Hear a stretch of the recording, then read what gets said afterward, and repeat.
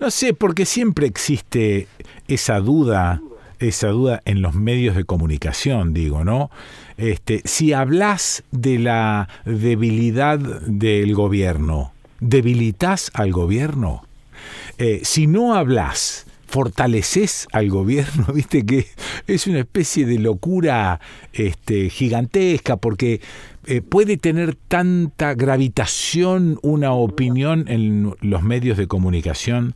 Bueno, quizá una opinión no, pero si hay un montón de medios de comunicación que están dedicados a determinada cuestión, seguro que van a gravitar sobre la opinión de la población. Pero no sé si sobre los hechos en sí, ¿no? ¿Qué pensás vos de esto, Dieguito Genú? Sí, es el huevo y la gallina, ¿no? Es difícil. Sí, es difícil. Sí. Dar una opinión definitiva sobre el tema, sobre todo en situaciones de inestabilidad o situaciones donde no está claro, ¿no? Sí. Quién tiene el poder en la Argentina. Sí. No me refiero a la discusión al interior del gobierno, sino a una situación más general, más conflictiva, entre distintos bloques de poder, podríamos decir, o distintas tradiciones. Y entonces tenemos un gobierno que cumple un año desde que se impuso en las elecciones, después de un fracaso estrepitoso del macrismo. Sí. Y sin embargo ese gobierno, un año después, 10 meses largos después de la asunción de Alberto Fernández, no logra hacer pie, ¿no? Entonces, en ese marco, la pregunta que vos hacés, bueno, se presta al debate, porque por un lado están esos medios de comunicación que yo creo que apostaron por el gobierno anterior, los grandes, los tanques, que llamo yo de la comunicación, apostaron por Macri, y hoy, desde esos sectores que siempre están reclamando autocrítica, lo máximo que se puede asumir es que se equivocaron con el instrumento Macri, pero siguen pensando igual. Sí, eso. Siguen teniendo las mismas ideas. Y me parece que ahí está la campaña permanente de esos sectores para debilitar al gobierno, igualar en el fracaso, emparejar para abajo. Claro, en eso estaba pensando, porque sea cual fuere el gobierno de turno, sea cual fuere la oposición, en realidad la oposición siempre está socavando el poder del gobierno, insisto, de cualquier color, ¿no? Y siempre está socavando, y aparte cuando lo ve débil, es como cuando ven a un tipo tirado en el piso, van y le patean la cabeza. Sí, es un poco así, destructivo, un poco irresponsable, ¿no? Eso es, exactamente. Porque la bomba de tiempo pasa de mano en mano, ¿no? Sí. Macri se la pasó a Fernández, y ahora desde la oposición, que por un lado golpea y debilita al gobierno, quieren que el problema lo resuelva Fernández, ¿no? Correcto, Quieren que se haga cargo de la bomba. Ahora, vos podés hacer una separación, digamos, de responsabilidades del gobierno sobre cómo estamos, y separar el COVID, o todo lo metés en la misma bolsa. No, me parece que el COVID obviamente complicó, por supuesto, en todos los frentes, no solo al gobierno argentino, en todos los países, lo sabemos. Sí. En el caso de Argentina, el COVID vino a operar sobre un tejido que ya estaba lacerado, ¿no? El tejido social muy lastimado, que lo hemos hablado varias veces, una economía que no crecía, etcétera. Y sobre todo me parece que le complicó al gobierno, porque el gobierno no lo vendió así, pero tenía un proyecto inicial. La famosa ley de solidaridad que firmó el gobierno apenas llegó, que se aprobó en el Congreso, implicaba ir a una especie de ajuste gradual. Por supuesto, los Fernández no lo iban a vender así, pero implicaba ir ajustando para salir por un lado de la deuda, para salir por otro lado de la emisión, bueno, una serie de limitaciones que tiene el gobierno. Pero había un intento de ajustar moderadamente, y el gobierno te puede decir, bueno, íbamos a ajustar a los que más tienen, puede ser, indiscutible. Y vino el COVID y hizo volar todo por los aires. Ese ajuste quirúrgico que había iniciado el gobierno no funcionó. Y entonces vino el COVID y te obligó al IFE, te obligó al ATP, te obligó a poner plata para sostener, sobre todo al sector privado, diría yo. Muchos de los trabajadores del sector privado, de las grandes empresas, algunas, otras pequeñas, el gobierno tuvo que inyectar fondos, y ahí estamos todavía. Eso que empezó en marzo, estamos llegando a noviembre, y todavía sigue el gobierno entrampado en esa situación. Sí, Pensaban claro. que el ATP y el IFE iban a durar 1 mes, 2 meses, Sí. y llevan 5, 6, 7 meses. Obviamente el IFE se pagó en 2 cuotas, se discontinuó, no alcanza para la mayor parte de la población, Sí. pero le obligó al gobierno a ese ajuste inicial, moderado, que estaban intentando hacer, Sí. voló por los aires. Y ahora se encuentra con que el fondo le va a pedir que acelere con ese ajuste, ¿no? Claro, claro. Por eso creo que el COVID complicó. Después el otro tema central, que ahora la vicepresidenta lo plantea, y me parece positivo, porque es elocuente, que es el problema más grande que tiene la Argentina, es, llamémosle, la falta de dólares o el exceso de pesos, que nadie quiere los pesos en la Argentina, Sí. que la moneda se devalúa de manera permanente. Bueno, ahí yo creo que el gobierno no le puede echar la culpa únicamente a la pesada herencia y únicamente a la pandemia. Me parece que en estos 10 meses se fueron, no sé, alrededor de 10.000 millones de dólares que gastó el gobierno, por un lado, en pagar deuda los primeros meses, Sí. y después en plata que se llevaron las grandes empresas que se habían endeudado durante el gobierno de Macri, Sí. y que cancelaron su deuda privada con los dólares del Banco Central, que el Banco Central se los daba baratos, Sí. a tipo de cambio oficial, a 70 pesos, cuando el dólar para ellos ya estaba mucho más alto. Ahora, esto Y que lo estás, quiero decir, esto que estás señalando, Diego, ¿es producto de la impericia? en el mejor de los casos, ¿no? Ajá, En el mejor de ok, los casos. ok. En el mejor de los casos, porque hay sectores del gobierno que dicen, bueno, Miguel Pérez, el Banco Central, Sí. juegan con los bancos, son demasiado permisivos, Sí. están mimetizados con las entidades financieras, Entiendo. con el sector privado. Sí, Entonces ahí eso lo plantea muy claro Claudio Lozano, que hoy es funcionario del gobierno, sí, y te dice, se fueron, ya te digo, 7.000 millones de dólares que se los dice a las grandes empresas que se habían endeudado de manera irresponsable durante el gobierno de Macri, sí, y que en vez de refinanciar su deuda o discutirla como hizo Guzmán, como hizo el Estado, sí.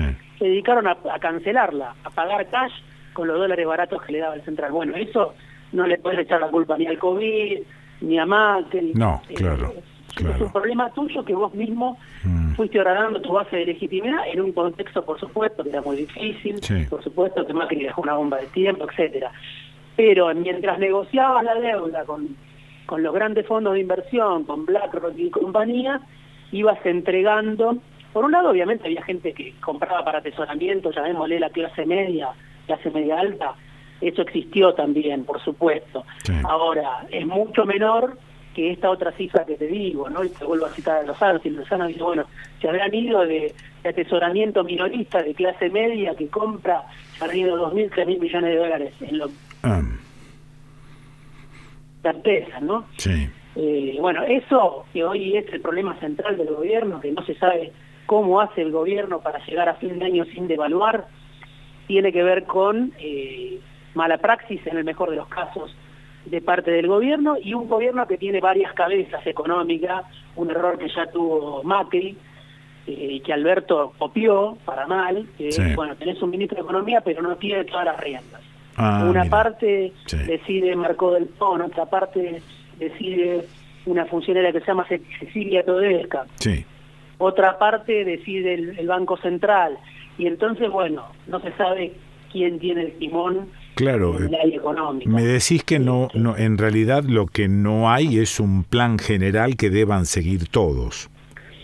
Sí, me parece que falta eso, ¿no? Falta, ahora Alberto dice, hace 15 días, Sí. todo el poder lo tiene Guzmán, pero es un poco tarde, ¿no? Y entonces, la pregunta es, ¿puede Guzmán, en este contexto de debilidad general que tiene el gobierno, con una presión obviamente, porque los malos también juegan, los otros también juegan, No, ¿no? claro. Presión para devaluar, en este contexto Guzmán puede atajar una devaluación brusca? Bueno, obviamente si preguntase en los mercados, en la City, entre el periodismo opositor, nadie da 2 pesos por Guzmán.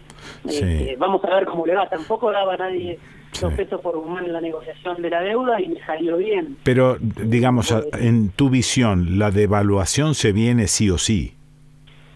No, yo no sé, o sea, creo que sí, que va a ser muy difícil evitarla, va a ser muy difícil evitarla. Consulto, ya te digo, economistas variados, desde tipos que están en el gobierno que hablan en off y critican al gobierno grabador apagado, hasta los que lo critican o se diferencian o marcan matices en público, y otros obviamente que son opositores al gobierno, y todo el mundo te dice no hay una salida fácil en este contexto, no hay una salida virtuosa en este contexto, o sea que eso, un ajuste con un acuerdo con el fondo, ajuste gradual, como vos le quieras llamar, pero ajuste al fin, que es un ajuste sobre el ajuste, ¿no? Porque no es un ajuste sobre un terreno desmalezado, es un ajuste sobre este ajuste que ya estás teniendo hoy sobre salarios, jubilaciones, aguaste que quedaron muy disminuidas por la inflación. Entonces,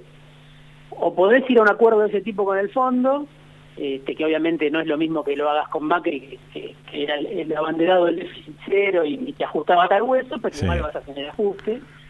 O aparecen los chinos con la salvación de alguna inyección de fondos. Claro. O aparecen los dólares de la cosecha que no aparecen pese a que el gobierno bajó las retenciones. Algo, o sea, el gobierno necesita, algunos dicen 5.000 millones de dólares, 10.000 en el corto plazo antes de marzo, y es muy difícil que los tenga. Entonces, mamma mía. El gobierno insiste, lo dice Fernández, lo dice Guzmán, no vamos a devaluar. Yo creo que no quieren devaluar. El tema es si saben cómo, si pueden evitarlo, ¿no? Ahí está la pregunta planteada, y que Cristina misma diga, hace falta un gran acuerdo nacional con los sectores económicos, políticos, empresarios y mediáticos.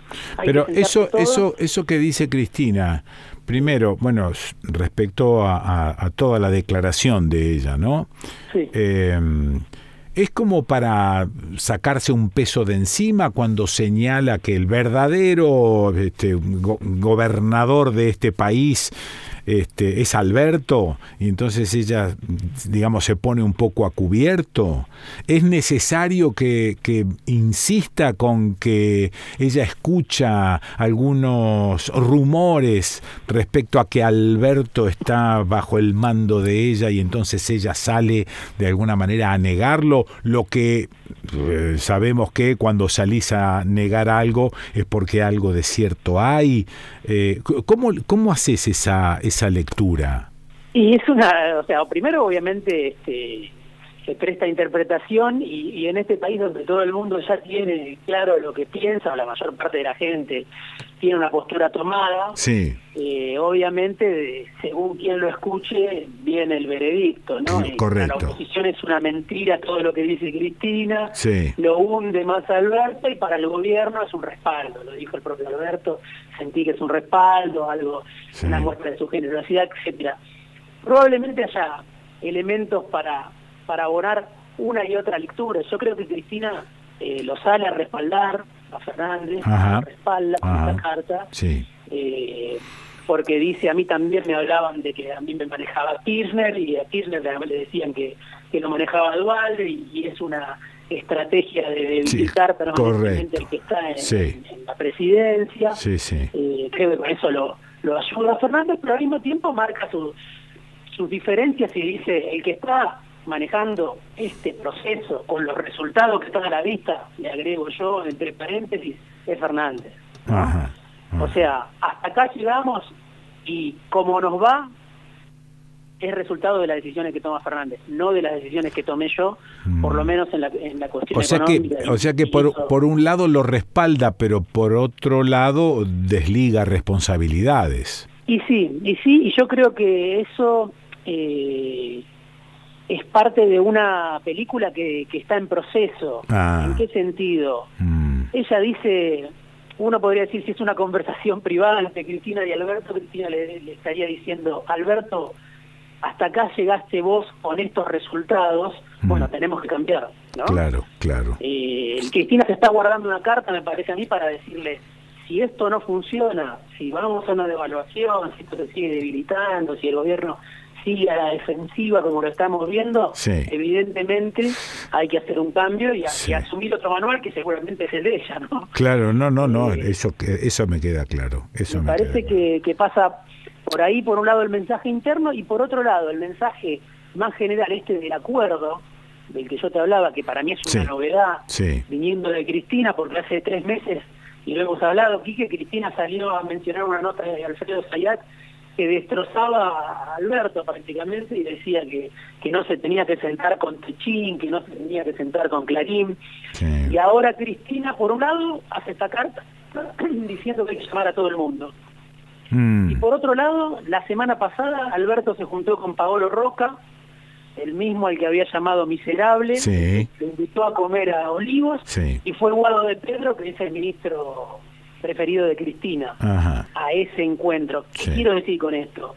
Que Cristina está, aunque la palabra no le calce por ahí, haciendo una autocrítica pública. Hace 3 meses dijo que no había que hacer un acuerdo con esos sectores, y ahora manda a su ministro preferido, y Alberto en eso juega bien, porque le dice que venga Guado, y yo me siento, pero que venga Guado a sentarse con Paolo Roca, que es el empresario más importante de la Argentina, el dueño de Techín. Y también ahora Cristina, después de mandar a su ministro preferido a juntarse con el miserable Roca, llama a un acuerdo general de todos los sectores, incluidos los sectores militares. ¿Por qué lo hace esto? Pero ella se sentaría con Macri. Bueno, eso algunos ya empiezan a especular con eso y dicen que puede ser, que no. Yo no sé, no lo creo, pero lo que sí veo es que Cristina, si convoca un acuerdo, no es porque sea generosa de por sí, sino porque está en una situación de debilidad. Entiendo. Ella y el gobierno. Entiendo. Entonces, por eso convoca un acuerdo, porque el gobierno está débil, porque la propia Cristina se da cuenta de que no hay forma de frenar esta ofensiva de sectores de poder que le quieren arrancar una devaluación, y el gobierno no tiene cómo hacer pie, porque en otro momento Néstor Kirchner o la propia Cristina Kirchner redoblaron, llamémosle, la confrontación o bancaron las presiones, pero tenían otra espalda. Una última, Dieguito, ¿puede empeorar la situación de Fernández? No, yo no creo que él tiene que hacerse cargo, me parece, del gobierno, convocando a ese acuerdo del que se habla y asegurándose de este respaldo de Cristina, porque por supuesto los sectores de poder en la Argentina dicen sí, todo bien con Alberto, pero Cristina está fuera de este acuerdo. Lo decían hasta hace 2 días. Entonces, me parece que Alberto, empoderado, llamémosle, en un acuerdo con Cristina, en una discusión que debe seguir dándose, que se debe dar entre ellos por cuestiones del rumbo de gobierno, tiene que convocar ese acuerdo, que es un acuerdo difícil además, Quique, o sea, donde no sé quién quiere ceder algo, y donde la mayoría de la población es probable que pierda, ¿no? Es un acuerdo entre sectores de poder para evitar que la confrontación sea mayor y termine todo en una salida traumática. Yo no lo veo a Fernández complicado, no lo quiero ver complicado. Bueno, yo tampoco. Pero me parece que es ese doble juego, ¿no? Alberto como mediador, para eso lo eligió Cristina, se puede decir, para un acuerdo entre el kirchnerismo y el establishment. Bueno, escuchá, otro tema importante. Vicente, ¿cómo está? Y Vicente está enorme. Se sale de la vaina, ya no aguanta más la cuarentena, es un adolescente, dice, justo ahora me toca la cuarentena. ¿Qué edad tiene Vicente? 16 ya cumplió, el año que viene vota. ¿Cuánto mide? No sé, pero lo miro desde abajo, me mira por arriba del hombro. Es lo único que te puedo decir. Es lo único que te puedo decir. Con desprecio me mira. Con desprecio, claro. Bueno, te mando un abrazo, Dieguito. Abrazo enorme, Quique. Gracias, muy amable. Me alegro de escucharte. Muy amable. Bueno, lo escuchaste a Diego Genú. Vamos y venimos con estos temas, pero siempre con cuidado, siempre con suavidad. Sin agresiones gratuitas. Esto es lo que por ahí me preocupa, ¿no? Tirar leña al fuego. No quiero tirar leña al fuego, prefiero mirar el fuego y contártelo. o pedirle a Diego que lo mire y te lo cuente. Bueno, lo escuchaste a Diego Genú aquí en El Desconcierto.